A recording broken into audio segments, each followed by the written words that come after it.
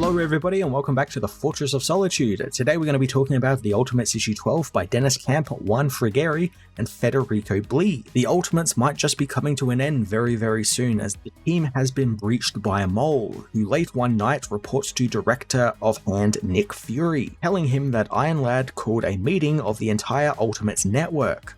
Now this isn't how I expected the issue to open, confirmation that there is indeed a mole and spy in the Ultimates, and that Hand are the ones who are well aware of their operations, knowing that they have the satellite in orbit which the heroes think is actually being hidden from all the villains, as well as stuff like the network never actually gathering together in person all in one place, especially after what happened in Heaven. Of course we don't actually get to see who the mole is just yet, but I love being vindicated in the fact that the idea that there was one.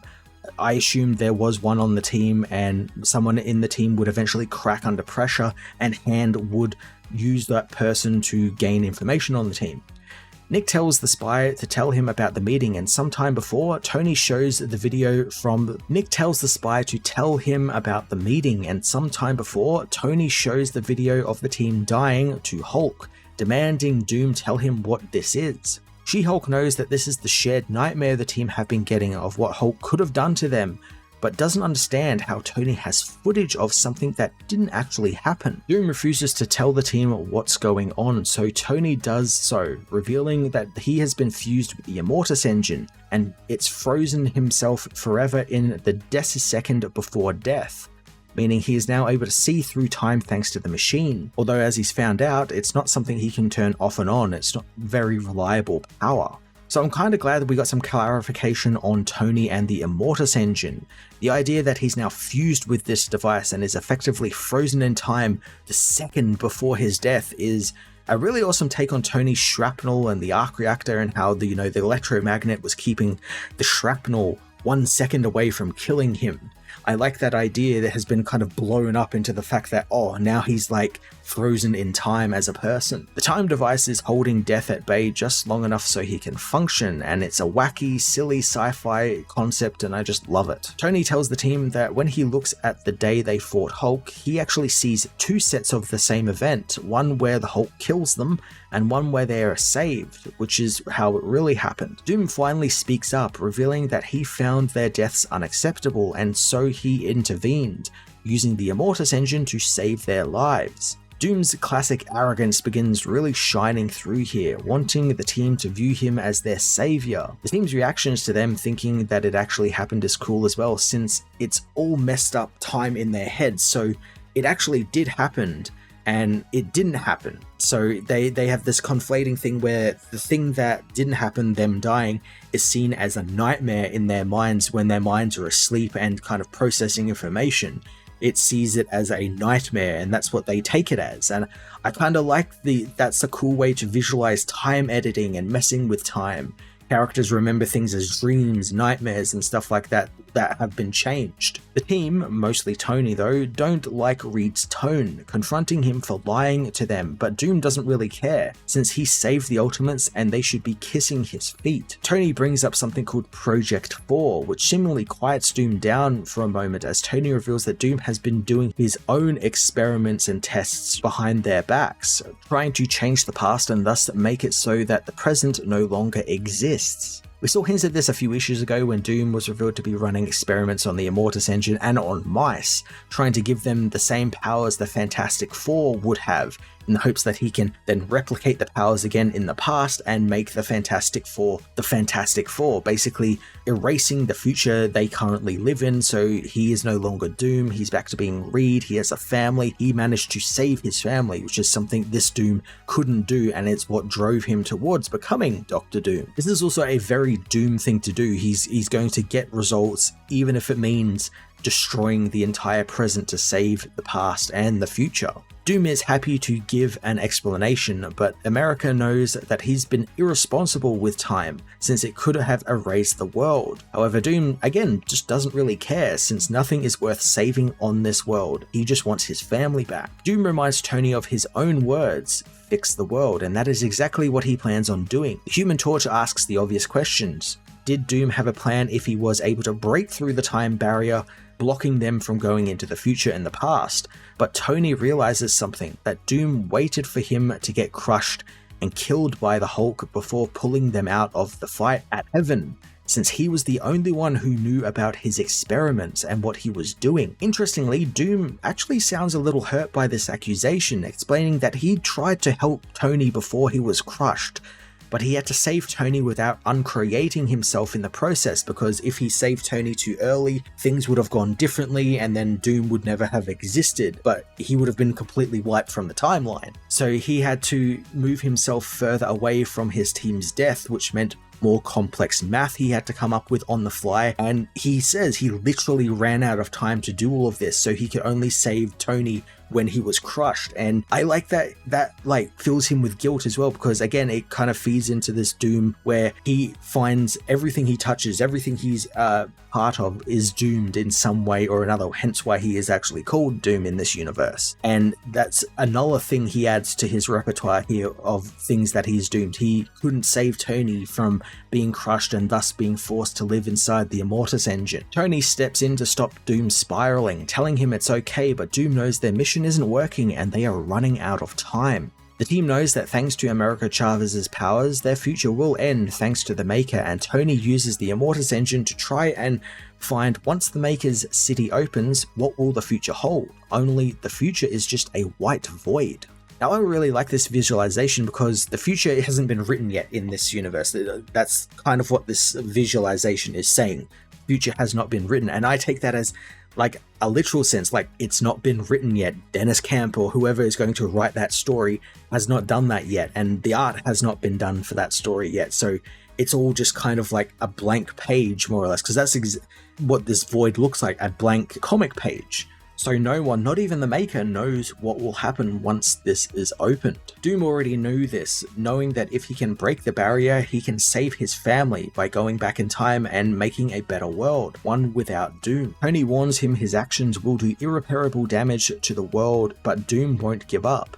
Now this really does feel like replacing one bad timeline with another, like Doom is just repeating what the Maker did, you know, editing the timeline, trying to fix it, quote unquote, in his image, and he has no idea of the consequences beyond helping his family. And it's oddly fitting for Doom to do that. It's putting his own self-interests above others, but this time those interests are wanting to bring his family back. He doesn't want to be Doom anymore. He wants his family back. He wants that life he had, and that life that was snatched away from him by another version of himself. So it, in a way, is very heroic for him to try and do this and try and save the people he loves, but as well as kind of villainous because he just wants to destroy an entire world to do that. It's completely on brand for Doctor Doom, even though this Doctor Doom is completely different than what we usually get with the character. Doom calls the team out as they continue to talk a revolution, but when push comes to shove, they can't actually step up and do what is needed, which is fair play. They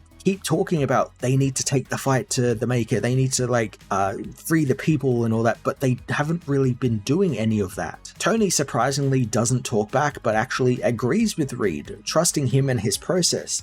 And he called everyone in there not to just confront Doom and accuse him and put him on trial, but they should all be there to decide the future of the team together. Wasp asks Captain America his opinion, and in yet another surprise, Steve actually thinks Doom is right, since their process isn't working, but breaking the barrier isn't any better, since there's no guarantee he will crack the code in 6 months, since that's all they have now until the Maker's city opens.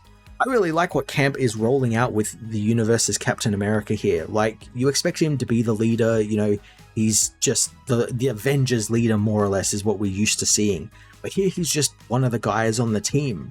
He's given a place to speak, but he's not the one making the big hard choices like we usually see him do. He's also very, very not the hot-headed Steve from the old Ultimates universe. This isn't the guy who cracks a joke about his A on his head representing France or anything like that. It's nothing like that Steve. This is definitely more like a 616 Steve. And it's not something I'm used to seeing in the Ultimates universe, a Captain America who is more in line with the normal Captain America, and it's very disarming, and I think that's also the point of it. Steve admits that he's not been much of a help since he's been thinking small scale, like a soldier in a war, whereas others like America Chavez and Luke Cage are actually out there helping out the people on the front lines, and they need to actually give some of the prospective heroes who might think about joining the network something to actually fight and die for. The team begin to work things out, with Tony figuring they'll need to think of this all in fourth dimensions, and America wants to instead use everyone's ideas to come up with the plan. She doesn't want to leave anyone out. Doom remembers what the Star-Lord told him about how one of their members will be responsible for the deaths of trillions and another could save everything.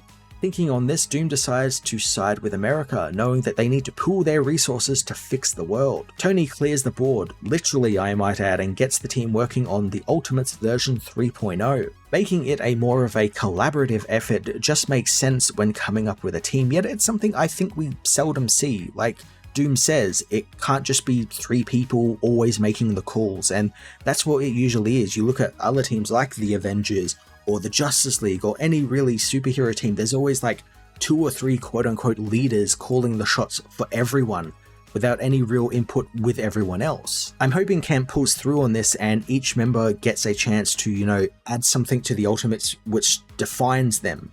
Like, why are they this way? Oh, that's because of what Luke Cage brought to the table, or that's what because Wasp brought to the table, or something like that. I have faith he will, and since he's been really good with setting up this team and like realizing like the dynamic between all of these characters, and realizing as well that it's not working, and I like that the book has it written in that we can have this reset if things aren't working, so I'm intrigued to see what he's going to do with it. Now, this whole issue, if you remember, is couched in the spy for Hand telling Nick Fury about this meeting with the Ultimates, and now the final page reveals who that spy is, and it's none other than Wasp. This was an honest-to-God shock reveal, but such a fucking cool one. Wasp, usually a founding member of the Avengers, is the villainous spy in the Ultimates universe. It's just brilliant. It's complete, upending of what we think the character is.